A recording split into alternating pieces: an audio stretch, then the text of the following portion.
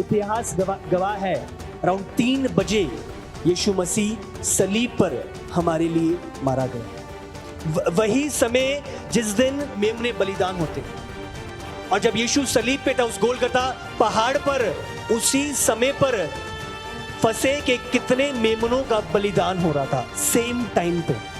ये कोई कोइंसिडेंस नहीं है, ये सब प्रोफेटिक प्रभु का ठहराया हुआ नियुक्त समय है जिसमें प्रभु ने अपने खास उद्देश्य को पूरा किया। जब सलीब पे था सेम फसह के पर्व के जो मेमने थे वो बलिदान किए जा रहे थे, और उसी समय पे टेंपल माउंट के ऊपर कितने मेमने बलिदान करे जा रहे थे।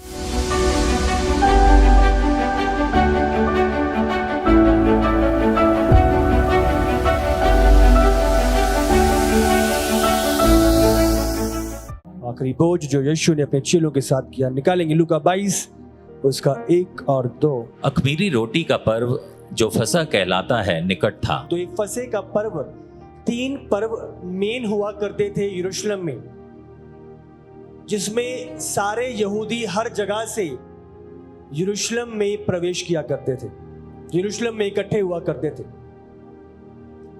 और उनमें से एक जो पर्व था वो था फसह का पर्व। एक दिन फसह का पर्व हुआ करता था, और उसके बाद 8 दिन जो थे आगे वो अख़मीरी रोटी का पर्व कहलाया जाता था। हालेलुया। और हम जानेंगे इसका आगे तात्पर्य क्या है, पढ़ो। और प्रधान याजक और शास्त्री इस बात की खोज में थे कि उसको कैसे मार डालें, पर वे लोगों से डरते थे। अब समझो, तो प्रधान याजक लोग जो थे वो इस खोज में थे कि कैसे यीशु को मार डालें, यीशु के खिलाफ थे वो, और ऐसी योजनाएं बना रहे थे कि कैसे इसको खत्म कर डालें। अगर कुछ ना किया गया तो सारी भीड़ यीशु के पीछे हो लेगी। और उस टाइम पे वो लोगों से डरते थे। क्यों? क्योंकि लोगों के लिए जब यीशु चंगाइयां रिलीज कर रहा था, छुटकारे आ रहे थे, तो लोगों के लिए यीशु बहुत प्रसिद्ध हो गया था, और लोगों के लिए एक बहुत बड़ी चाह उनके अंदर पैदा हो गई थी, तो वो लोगों से डरते थे। अब समझ रहे हो? तो इस कारण वो युक्तियां बना रहे थे, युक्तियां ढूंढ रहे थे कैसे यीशु को मारे।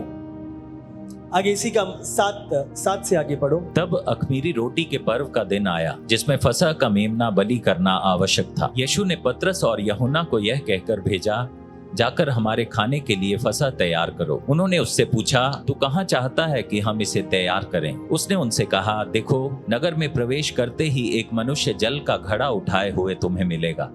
जिस घर में वह जाए तुम उसके पीछे चले जाना, और उस घर के स्वामी से कहना, गुरु तुझसे कहता है कि वह पाहुनशाला कहाँ है जिसमें मैं अपने चेलों के साथ फसह खाऊं। वह तुम्हें एक सजी सजाई बड़ी अटारी दिखा देगा, वहीं तैयार करना। उन्होंने जाकर जैसा उसने उनसे कहा था वैसा ही पाया और फसह तैयार किया। जब घड़ी आ पहुंची तो वह प्रेरितों के साथ भोजन करने बैठा, और उसने उनसे कहा, मुझे बड़ी लालसा थी कि दुख भोगने से पहले यह फसह तुम्हारे साथ खाऊं, क्योंकि मैं तुमसे कहता हूं कि जब तक वह परमेश्वर के राज्य में पूरा ना हो तब तक मैं उसे कभी ना खाऊंगा। तब उसने कटोरा लेकर धन्यवाद किया और कहा, इसको लो और आपस में बांट लो, क्योंकि मैं तुमसे कहता हूं कि जब तक परमेश्वर का राज्य ना आए तब तक मैं दाख का रस अब से कभी ना पीऊंगा। फिर उसने रोटी ली और धन्यवाद करके तोड़ी और उनको यह कहते हुए दी, यह मेरी देह है जो तुम्हारे लिए दी जाती है, मेरे स्मरण के लिए यही किया करो। इसी रीति से उसने भोजन के बाद कटोरा भी यह कहते हुए दिया, यह कटोरा मेरे उस लहू में जो तुम्हारे लिए बहाया जाता है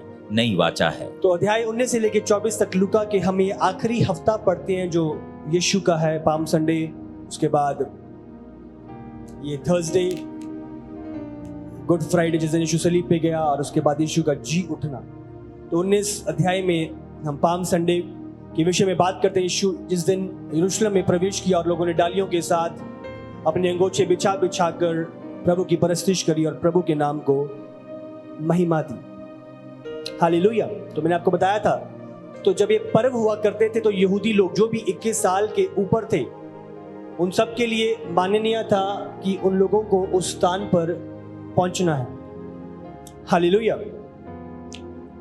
और वो लोग उस पर्व को यरूशलेम में मनाया करते थे। तो ये आज जो दिन है, पवित्र भोज, होली सपर, जिस दिन यीशु अपने चेलों के साथ आखिरी भोज को करता है। अपने चेलों को बोलता जाओ तैयारी करो, और चेले जाते हैं, वो कमरा देखते हैं, उस स्थान को देखते हैं, ऊपर कोठरी, और वहां पे उस भोज को तैयार करते हैं। तो एक फेमस सी पेंटिंग है जो काफी जगहों पे लगी होती है।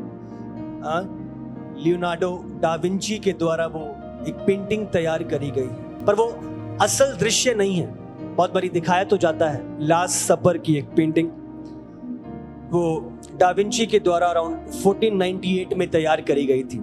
तो एक बड़ी पेंटिंग थी, 15 फुट चौड़ी और 29 फीट लंबी। अभी भी वो इटली में है। तो उसने अधिकतर जो चेले हैं उनको फीमेल का रूप दिया हुआ है, पर ऐसा नहीं। इसमें अगर आप तो चेलों का दृश्य सही तरीके से नहीं लगाया गया, और गलत विचार धारणाएं हैं, बहुत गलत अफवाहें हैं कि ये जो यीशु के राइट हैंड साइड पे यूहन्ना था, उन लोगों का मानना कि ये मरियम थी। तो मतलब अलग अलग चीजें हैं। तो ये सही एक दृश्य नहीं है जो लोगों तक पहुंचाया जाता है। और ये जो सीधा टेबल है जो पुराने यहूदियों के टाइम पे हुआ करता था, ये वो सीधा टेबल नहीं हुआ करता था, वो एक यू शेप का टेबल हुआ करता था, जिसमें वो साथ में बैठ के एक दूसरे को देखते हुए एक भोज किया करते थे। हालेलुया। तो आखिरी भोज जो यहूदियों का भोज होता था, वो बहुत ही लो तरीके के टेबल हुआ करते थे। तो एक हाथ जो उनका बायां हाथ लेफ्ट हैंड था, वो उसे टेबल पे रखा करते थे और अपने राइट हैंड से अपने भोजन को खाया करते थे। और अभी भी अगर आप कुछ जगहों पे जाओ, इसी तरीके से वो अपने भोजन को लेते हैं। हालेलुया। तो हम जानते हैं जब उसके राइट साइड पे यूहन्ना था, क्योंकि बाइबल बयान करती है, यूहन्ना ने खुद कहा, जो जिस चेले से प्रभु प्रेम करता था वो उसकी छाती पर लेटकर उसकी सुन रहा था। हालेलुया। तो अगर बंदे का हाथ लेफ्ट पे है तो इससे बयान होता है कि यूहन्ना राइट पे था। तो कुछ चीजें जो हम लास्ट सपर के विषय में समझते हैं, और उसके साथ ही जब एक वचन में लिखा है कि यहूदा ने उसके साथ ही उस ब्रेड को उस कप में डुबोया। अब समझ रहे हो, इसका मतलब दूसरी साइड पे यहूदा था। पर असल बात जो हम इस भोज से सीखते हैं कि प्रभु यीशु इस भोजन का असल मतलब चेलों को समझाता है। वो रोटी जो वो ले रहे थे, वो जूस जो वो मिल के पी रहे थे, तो यीशु ने असल उद्देश्य को बताया कि हम इसका लेने का मतलब क्या है। हालेलुया। इस फसह का पर्व का असल मतलब क्या है? फसह का पर्व ये नहीं था कि उसी टाइम पे शुरू हुआ या नहीं। फसह का पर्व 1400 साल पहले से चला आ रहा एक पर्व था जिसको यहूदी लोग मना रहे थे। हालेलुया। अब फसह का पर्व क्या था और इसे क्यों मनाया जाता था? हम जानते हैं जब याकूब के घराने से 70 लोग आगे बढ़े और यूसुफ जो मिस्र में था, वो 70 लोग मिस्र में रहने के लिए चले गए और वहां पर उनको एक जगह दे दी गई, गोशन नामक, और वहां पे वो लोग रहने लगे और वो बढ़ने लगे, फूलने लगे, फलने लगे और एक बड़ी गिनती में वो फैल गए उसी स्थान पे। तो जो आने वाला फिरौन था, आने वाला राजा था मिस्र का, वो यहूदियों के विषय में नहीं जानता था और वो उनसे बैर करने लगा और ये चाहत करने लगा कि अगर ये बढ़ जाएंगे, अगर ये बढ़ोतरी को पालेंगे और ये हमारी खिलाफत करना शुरू कर देंगे। आप समझ रहे हो, हमारी खिलाफत को करना शुरू कर देंगे। तो वो भयभीत हो गए, तो वो डर गए, बाइबल बयान करती है। तो फिरौन ने उनके ऊपर हुकूमत चलानी शुरू करी, उनको ताड़ना देनी शुरू करी, उनको मारना शुरू किया और उन्हें कंट्रोल में रखना शुरू किया, बाइबल बयान करती है। और जब वो ऐसा कर रहे थे और बाइबल बयान करती है, इजरायली लोग करा रहे थे, चिल्ला रहे थे प्रभु की, और प्रभु ने उनकी सुनी और प्रभु ने एक छुटकारा देने वाला, छुड़ाने वाला अपना एक दास मूसा को खड़ा किया। अब समझ रहे हो, मूसा को ठहराया। हम देखते हैं किस रीति से वो उस राज्य में पैदा हुआ और वो बड़ा, और उसके बाद वो प्रभु के द्वारा चुना गया। वो 40 साल जंगल में, उसके बाद प्रभु ने दर्शन दिया, आग की जलती हुई आग की उस स्थान पे, उस पहाड़ पर, और प्रभु ने कहा मेरे लोगों को छुड़ा के ला। तो प्रभु ने अलग अलग महामारियां, बाइबल बयान करती है 10 महामारियां, 9 महामारियां जब आई, तब भी फिरौन का जो हृदय था वो कठोर था, वो पिघला नहीं, वो बदला नहीं, और उसने प्रभु के लोगों को छोड़ना ना चाहा।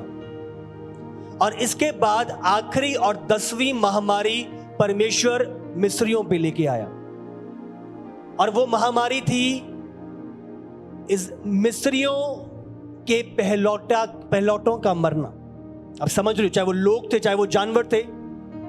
तो ये आखिरी महामारी जिसमें फिरौन का खुद का पहलौटा बेटा था, तो वो मृत्यु का आत्मा रात को निकला और सारे मिस्रियों, उनके जानवरों समेत, उनकी कैटल, जितने भी उनके लोग थे, सबके पहलौटे मारे गए उस रात। और उसी रात बाइबल बयान करती है परमेश्वर ने अपने लोगों को कहा कि तुम लोग, ये अटैक तुम पर ना आए, तुमने क्या करना है, एक मेमना लेना है, उसे मारना है और उसके लहू को लेकर अपने दरवाजों पे लगा देना है। और जब मृत्यु का आत्मा निकलेगा और वो इस लहू को देखेगा तो वो तुम्हारे द्वारों से निकल जाएगा और तुम सुरक्षित रहोगे, तुम बचे रहोगे। तो वो एक 10वीं महामारी थी जो मिस्र पे आई, जिसके बाद फिरौन का कठोर हृदय टूटा और उसने इजराइलियों को मिस्र से जाने दिया, और जबरदस्ती जाने दिया कि ले जाओ, अब चले जाओ, अब एक दिन इधर मत रुको। तो वो 10वां प्लाग था, बाइबल बयान करती है, जिसके कारण फिरौन का हृदय टूटा। अब समझ रहे हो, और उसने प्रभु के लोगों को उस स्थान से जाने दिया। हालेलुया। तो उस समय से वो फसह का पर्व मनाया जा रहा है। हालेलुया। उस समय से जो फसह का पर्व उन्होंने मनाया, जब वो लहू लगाया और वो खाया, वो उनके छुटकारे का दिन था। उस दिन के कारण उनके पास पूर्ण छुटकारा आया और वो मिस्र की बंधुआई से 430 साल के बाद आजाद करेंगे। तो उसके बाद वो एक पर्व के रूप में 1400 साल से और अब तक वो मनाते हैं। हालेलुया। फसह का पर्व, तो वो एक दिन जो फसह का पर्व मनाया जाता है, और उसके बाद 7 दिन जो नेक्स्ट होते हैं वो अखमीरी रोटी के पर्व होता है, अखमीरी रोटी। हालेलुया। और वो अखमीरी रोटी का पर्व का मतलब क्या है? जब इजरायली लोग निकले मिस्र से उस फसह के पर्व के बाद, तो जल्दीबाजी में निकले, तो रोटियां बिना ऐसी ले गए, उसमें खमीर नहीं मिक्स किया। अब समझ रहे हो, तो जो भी था उन्होंने लिया, अपना टिफिन पैक किया और वो वहां से निकल गए। तो अखमीरी रोटी उन्हें स्मरण दिलाती है किस रीति से परमेश्वर ने उन्हें उस अलौकिक छुटकारे को दिया। हालेलुया। 430 साल के बाद उन्होंने ये छुटकारा पाया, और वो कैसे निकले, तो इस पर्व को उनके द्वारा मनाया जाता है। आमीन। समझ रहे हो कि नहीं?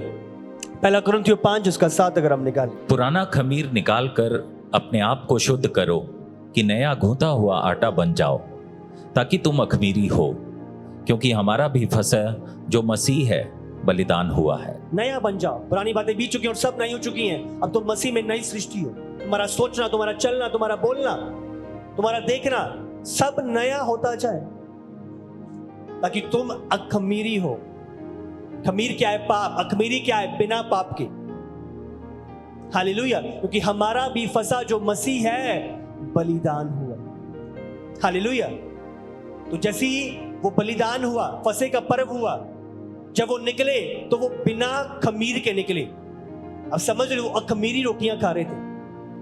तो इसी रीति से बाइबल बयान करती, जब यीशु जो हमारा बलिदान था, जो हमारे फसह का मेमना था, जब वो बलिदान हुआ हमारे लिए, तो उसके बाद हमारा भी निकलना बिना खमीर के हो।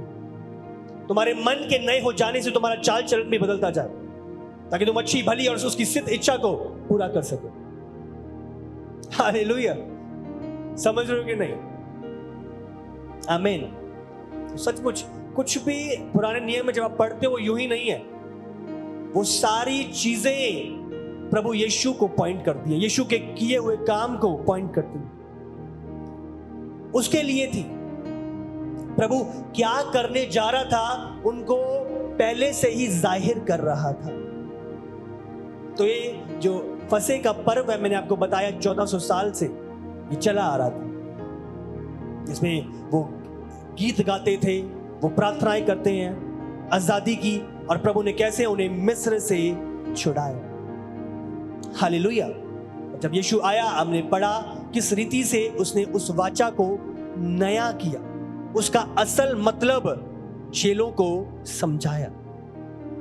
किस रीति यीशु के द्वारा, वो मेमने के द्वारा प्रभु अपने उद्धार के काम को पूरा करने जा रहा है। हालेलुया। वो मेमना जो बलि हुआ, अब समझ रहे, उस समय पे उसके द्वारा उन्हें मिस्र से छुटकारा हुआ। पर यीशु जो हमारा मेमना हमारे लिए, इस संसार के लिए बलि हुआ, उसके द्वारा पूरे संसार को प्रभु ने पाप से छुटकारा दिलाया। हालेलुया। तो ये छुटकारा और भी अद्भुत, सामर्थी, महान। हालेलुया। पाप से प्रभु ने हमें छुटकारा दिलाया, उस सलीब पर वो अपने उस खास उद्देश्य को पूरा किया। आमीन। यूहन्ना 1:29। दूसरे दिन उसने यीशु को अपनी ओर आते देखकर कहा, देखो यह परमेश्वर का मेमना है जो जगत का पाप उठा ले जाता है। फसह के पर्व जब मनाया जाता था, मेमने का बलिदान होता था। तो ये वो मेमना है, अब समझ लो, जो जगत के पाप उठाए लिए जाता है। उसके बलिदान के द्वारा प्रभु ने हमें पाप से छुटकारा दिलाया, हमें आत्मिक मिस्र से छुटकारा दिलाया, हमें शैतान की बंधुआई से छुटकारा दिलाया, हमें अंधकार से छुटकारा दिला के अपने ज्योति के राज्य में प्रवेश कराया। हालेलुया। वो मेमना जो हमारे लिए बलिदान, अब परमेश्वर का मेमना जो जगत के पाप उठाए लिए जाता है। हम समझेंगे किस प्रकार यीशु वो फसह के मेमने के साथ मैच करता है, किस प्रकार फसह का मेमना यीशु को दर्शाता है। हालेलुया। तुम जानेंगे और समझेंगे। सबसे पहला जो फसह का मेमना हुआ करता था, उसे 10 दिन निसान के महीने में, जो यहूदी कैलेंडर है उसमें से एक महीना उसे निसान कहते हैं। निर्गमन 12:3। इज़राइल की सारी मंडली से इस प्रकार कहो, इसी महीने के 10वें दिन को तुम अपने अपने पितरों के घराने के अनुसार घराने पीछे एक एक मेमना ले रखो। हमने अभी पाम संडे मनाया है। लूका 19 में अगर आप पढ़ो 28 से, तो जिस दिन यीशु यरूशलेम में प्रवेश किया था। अब समझो, यीशु जब यरूशलेम में आया था पाम संडे के दिन, आपको पता है वो कौन सा दिन था? वो निसान का 10वां दिन था। हालेलुया। हालेलुया। जब एक उस मेमने को जांचा जाता है, इंस्पेक्ट किया जाता है, वो 10वां दिन। तो जब यरूशलेम में यीशु आ रहा था, तो वो लोग यीशु को जांच रहे थे, देख रहे थे, परख रहे थे। अब समझ रहे हो, बहुत भीड़ यीशु को देखने के लिए आई थी। तो वो मेमना उसी तरीके से उस दिन पे जांचा जा रहा था। हालेलुया।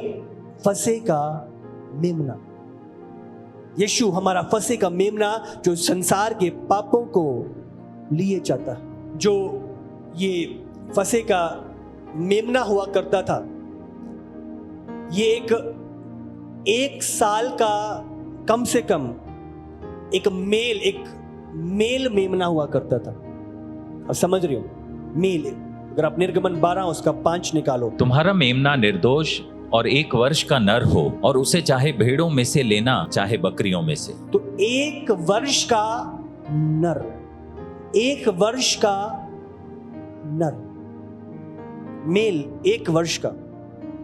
वो 1 वर्ष का क्यों था? क्योंकि 1 वर्ष में अगर आप मेमना देखो वो पूरा मैच्योर हो जाता है, वो अपनी जैसे कहते हैं ना कि कंप्लीट एज, अपनी बेस्ट एज जो उसकी होती है, फुल फिट, तो 1 साल में हो जाता है। आप समझ रहे हो? जिसके बाद जिसको लेकर वो बलिदान किया जाता है। हालेलुया। 1 साल अर्नर। जब यीशु सलीब पे गया वो 33 साल का था। तो 33 साल एक एज है परफेक्ट, जिसमें एक व्यक्ति पूरा मैच्योर हो जाता है, बिल्ड हो जाता है और एक तरीके से अपनी बॉडी में स्थित हो जाता है। अब समझ रहे हो? तो ये परफेक्ट एज थी जब यीशु सलीब पे गया। हालेलुया। मेल नर 1 साल। तो जब यीशु 33 साल की उम्र में सलीब पे गया तो वो एक नियुक्त समय था यीशु का, उस समय सलीब पे जाना। हालेलुया। तो फसह का मेमना और यीशु जो हमारे लिए बलिदान हुआ, तो ये प्रभु की ओर से, प्रभु के द्वारा जो प्रभु ने भेजा। और तीसरा क्या है? उस मेमने का निर्दोष होना जरूरी था। उसका मतलब उसमें कोई डिफेक्ट नहीं होना चाहिए था। अब समझ रही हो जी? इसकी ये टांगे खराब हुई पड़ी हैं इसकी, इसकी इसको ये अंदरूनी बीमारी है, तो वो निर्दोष होना चाहिए था जो मेमना बलिदान करा जाता था। अगर आप निकालो पहला पत्रस 1, क्योंकि तुम जानते हो कि तुम्हारा निकम्मा चाल चलन जो बाप दादों से चला आता है, उससे तुम्हारा छुटकारा चांदी सोने अर्थात नाशवान वस्तुओं के द्वारा नहीं हुआ, पर निर्दोष और निष्कलंक मेमने अर्थात मसीह के बहुमूल्य लहू के द्वारा हुआ। तो मेमना कैसा होना चाहिए था? निर्दोष। जो यीशु जिसने हमारे पाप उठाए, वो मेमना कैसा था? निर्दोष। हालेलुया। निर्दोष और निष्कलंक मेमना। तो तीसरा जो सबूत था, यीशु मसीह निष्कलंक था, वो निर्दोष था, उसमें कोई गुनाह पाप नहीं था, पवित्र मेमना बलिदान हुआ करता था। वो 14th डे निसान महीने के 14वें दिन निसान महीने के, और वो भी ट्वाइलाइट पे।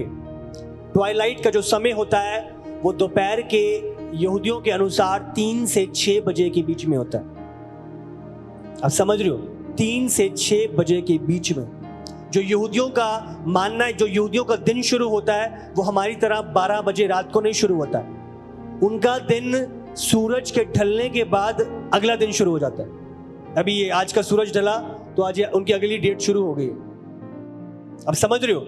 तो जो ट्वाइलाइट वो समय होता है वो अगले दिन शुरू होने से कुछ समय पहले, तो अगर 6-7 बजे अगला दिन शुरू हो रहा है तो उससे कुछ समय पहले, तो 3 बजे इतिहास गवाह है, अराउंड 3 बजे यीशु मसीह सलीब पर हमारे लिए मारा गया। वही समय जिस समय पर वो मेमने की कुर्बानियां होती हैं या वो मेमने बलिदान होते हैं। और जब यीशु सलीब पे था उस गोलगता पहाड़ पर, उसी समय पर फसह के कितने मेमनों का बलिदान हो रहा था सेम टाइम पे। ये कोई कोइंसिडेंस नहीं है, ये सब प्रोफेटिक प्रभु का ठहराया हुआ नियुक्त समय है जिसमें प्रभु ने अपने खास उद्देश्य को पूरा किया। हालेलुया। सेम टाइम, सेम समय। जब सलीब पे था वो सेम फसह के पर्व के जो मेमने थे वो बलिदान किए जा रहे थे। हालेलुया। और 3 बजे, और उसी समय पे टेंपल माउंट के ऊपर कितने मेमने बलिदान करे जा रहे थे। अगला जो फसह के पर्व को लेकर हम बात करते हैं, फसह के पर्व के टाइम जो रोटी खाते हैं वो अखमीरी रोटी होती है, बिना खमीर की रोटी। आप समझ रहे हो? यीशु ने कहा जीवन की रोटी मैं हूं। तो यीशु जब इस धरती पे आए, यीशु बिना खमीर के थे, बिना पाप के थे। अगर आपने कहा यूहन्ना 6 उसका 48 जीवन की रोटी मैं हूं। यीशु ने क्या कहा? जीवन की रोटी मैं हूं, जीवन की रोटी मैं हूं। और इसी का अगर आप इब्रानी 4 उसका 15 पढ़ो, क्योंकि हमारा ऐसा महायाजक नहीं जो हमारी निर्बलताओं में हमारे साथ दुखी ना हो सके, वरन वह सब बातों में हमारे समान परखा तो गया तो भी निष्पाप तो भी निष्पाप निकला। हमारे समान परखा तो गया, तो भी निष्पाप निकला। अब समझ रहे हो? तो जो मेमना था उसमें खमीर नहीं था, हालेलुया, उसमें पाप नहीं था, वो निष्पाप था। निष्पाप मेमना हमारे लिए सलीब पे बलिदान हो, हालेलुया। वो बिना पाप के था, इसीलिए उसने हमारे पापों को अपने ऊपर ले लिया, हमारी सजा को ले लिया। एक चोर चोर के बदले सजा नहीं ले सकता। अगला जो बाइबल बयान करती है, जो फसह का मेमना जिसको बलिदान किया जाना होता था, बाइबल बयान करती है उसकी कोई भी हड्डी तोड़ी ना जाए। निर्गमन 12 उसका 46। उसका खाना एक ही घर में हो, अर्थात तुम उसके मांस में से कुछ घर से बाहर ना ले जाना, और बलि पशु की कोई हड्डी ना तोड़ना। और आपको पता है यीशु जो हमारा मेमना हमारे पापों के लिए सलीब पर कुर्बान हुआ, उसकी कोई भी हड्डी तोड़ी नहीं गई, हालेलुया। बल्कि जो दूसरे लोग थे उसके आसपास के, उनकी हड्डियां तोड़ दी गई। क्योंकि उस टाइम पे क्या होता था, जब लोगों को सलीब पे लटकाया जाता था तो नीचे एक रेस्ट होता था पैरों के लिए, और वो उस रेस्ट के द्वारा अपने आप को ऊपर करते थे सांस लेने के लिए। और जब उनको जल्दी बंदे को मारना होता था तो उसकी टांगे तोड़ देते, टांगों की हड्डियां तोड़ देते थे, ताकि उस सहारे से वो अपने आप को ऊपर ना कर पाए। इस कारण जो लोग सलीब पे होते थे वो जल्दी मर जाते थे। अब समझ रहे हो? वो जल्दी खत्म हो जाते थे। और ऐसा ही उन्होंने यीशु के पास दोनों लोगों को, जो दोनों आसपास थे, उनकी हड्डियां तोड़ दी। पर जैसे यीशु के पास आए, निकालो वचन यूहन्ना 19 उसका 36। ये बातें इसलिए हुई कि पवित्र शास्त्र में जो कहा गया वह पूरा हो, उसकी कोई हड्डी तोड़ी न जाएगी। ये वचन संहिता में भविष्यवाणी है, 34 उसका 20 अगर आप निकालो। वह उसकी हड्डी हड्डी की रक्षा करता है और उनमें से एक भी टूटने नहीं पाती। तो जब यीशु सलीब पे था, जब लोग उसे मारने आए, उसकी हड्डियां तोड़ने आए, तो देखा वो पहले से मर चुका है। और दोनों जो साइड में टंगे थे उनकी हड्डियां तोड़ दी, पर यीशु की नहीं तोड़ी। अब समझ कैसे चीजें मैच करती हैं। तो उस बलिदान वाले मेमने की हड्डी मत तोड़ना। इसी प्रकार जो मेमना हमारे लिए बलिदान हुआ, उसकी हड्डियां नहीं तोड़ी। हालेलुया। जब कीले गाड़ी गई, वो हाथों में गाड़ी गई, अब समझ रहे हो? और इधर की भी कोई हड्डी तक वो कीले नहीं गई, कोई हड्डी नहीं टूटी। और जब वो भाला इधर साइड पे उसके मारा गया और लहू और पानी निकला, उसकी हड्डी में से नहीं गया वो। आपको पता है कहां गया? जो क्योंकि इतना ब्लड फ्लो हो गया था, वो जो हार्ट था वो ब्लड से फूल चुका था। अब समझ रहे हो? जो हार्ट था, जो कार्डियक था उस समय पे, और उस पे जाके लगा और उस ब्लड में से वो सारा पानी और लहू बाहर निकला। अब समझ रहे हो? यीशु का हार्ट टूटा। अब समझ रहे हो? आपके और मेरे लिए, ताकि आप और मैं उस सलीब की कुर्बानी के कारण अपनी शिफा को पा सके और शांति को पा सके। हालेलुया। कितना बड़ा बलिदान! आप जानो और समझो, हैरान हो जाओगे। उसका कहते हैं उसका हृदय, हार्ट टूटा हमारे लिए, असल में टूटा, लहू बाहर निकला। पर जब वो भाला मारा गया, एक भी हड्डी तक नहीं पहुंचा, वचन पूरा हुआ, एक भी हड्डी नहीं टूटी। अगला जो मेमने के लहू ने इजराइलियों को जिस प्रकार मिस्र से छुड़ाया, उसी प्रकार यीशु के लहू ने जो सलीब पर बहाया गया, यहूदियों को भी और अन्य जाति जो हम हैं, हमें पाप से, शैतान से, अंधकार से परमेश्वर ने अपनी बेशकीमती लहू के द्वारा छुटकारा दिलाया। वो कुर्बानी जो प्रभु ने इस संसार के लिए दी, अब कोई कुर्बानी को यीशु की कुर्बानी के साथ मैच नहीं कर सकते। मूसा के द्वारा प्रभु ने अपनी वाचा को पूरा किया, वो छुटकारा दिलाया उस मिस्र की बंधुआई से। और यीशु के द्वारा प्रभु ने पाप से मनुष्य जाति को, पाप की बंधुआई से मनुष्य जाति को छुटकारा दिलाया। हालेलुया। यीशु मसीह ने उस असल मतलब को बताया, तुम जो ये देह ले रहे हो ये मेरी देह है। हालेलुया। यीशु निष्पाप था। जब उसके जीवन में से लेते हैं, उसकी देह को लेते हैं, हम उसके जीवन को लेते हैं। हालेलुया। तो लास्ट सपर को प्रभु ने बयान किया, जो ये चला आ रहा है ये मैं हूं, जो मनुष्य जाति के पापों के लिए कुर्बान किया गया। आमीन। ध्यान दें, यीशु को कोई मार नहीं सकता था। या यीशु को अगर आपको रोमियो ने मार दिया, यीशु को यहूदियों ने मार दिया, यीशु को बड़े प्रधानों ने मार दिया, यीशु ने एक ही बात कही, मैं अपने जीवन को खुद कुर्बान करने के लिए देता हूं। जब सैनिक उसे पकड़ने के लिए आए और पतरस लड़ने लगा, पतरस रुक जा, अगर अभी चाहूं पलटने बुला लूंगा स्वर्ग से, पर मैं अपने जीवन को, अपनी देह को खुद कुर्बान होने के लिए देता हूं। और पहले से ही यीशु ने जाहिर कर दिया था कि क्या उसके जीवन के साथ होने वाला है। वो कहां मरेगा, किनके द्वारा मरेगा, किस जगह पे मरेगा, किस समय पे मरेगा, क्या होगा, यीशु ने पहले ही बयान कर दिया था। उसने अपने आप को दिया, अपने चुनाव को समर्पित किया मनुष्य जाति के लिए, अपने आप को समर्पित किया। तो जब आज हम इस प्रभु भोज में शामिल होते हैं, आज इस प्रभु भोज को हम लेंगे, जब उस देह को लेते हैं, ये यीशु की देह है। यीशु ने क्या कहा, जीवन की रोटी मैं हूं, और वो देह निष्पाप, उसके जीवन में से हम खाते हैं। वो मेमने का लहू आज हमारे जीवनों के द्वारों पर लगा हुआ है। मृत्यु आती है पर हमें छू नहीं पाती। वो यीशु के लहू के द्वारा हमारा अनंत काल स्वर्ग में यीशु ने सुरक्षित कर दिया है। हालेलुया। आज उसके आनंद में हमारा आनंद पूरा होता है। आमीन। आज हम डरते नहीं हैं। पौलुस कहता है, मन तो करता है आज कूच कर जाऊं, आज चला जाऊं। अब पौलुस कहता है, मेरे लिए जीना मसीह और मरना लाभ है।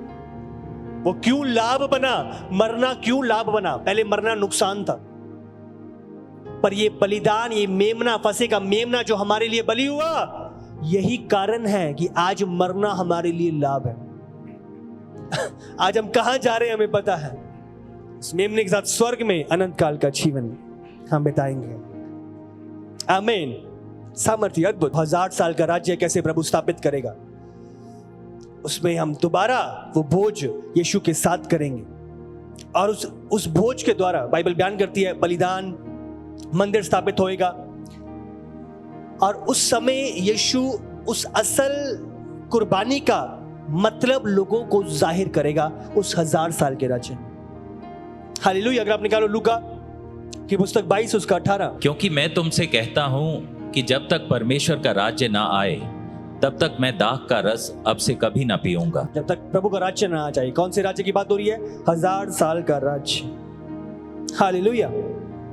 यह हेजकेल की पुस्तक निकालो 45 उसका 21, पहले महीने के 14वें दिन को तुम्हारा फसह हुआ करे, वह 7 दिन का पर्व हो और उसमें अख़मीरी रोटी खाई जाए। तो प्रभु उस 1000 साल के राज्य में इस पर्व के द्वारा अपने खास असल उद्देश्य को लोगों तक जाहिर करेगा। लूका 22 उसका 28। तुम वह हो जो मेरी परीक्षाओं में लगातार मेरे साथ रहे, और जैसे मेरे पिता ने मेरे लिए एक राज्य ठहराया है, वैसे ही मैं भी तुम्हारे लिए ठहराता हूँ, ताकि तुम मेरे राज्य में मेरी मेज पर खाओ पियो, वरन सिंहासनों पर बैठकर इजराइल के 12 गोत्रों का न्याय करो। प्रभु की उस मेज पे उसके लोग फिर से एकत्रित होके उसके साथ खाएंगे पिएंगे।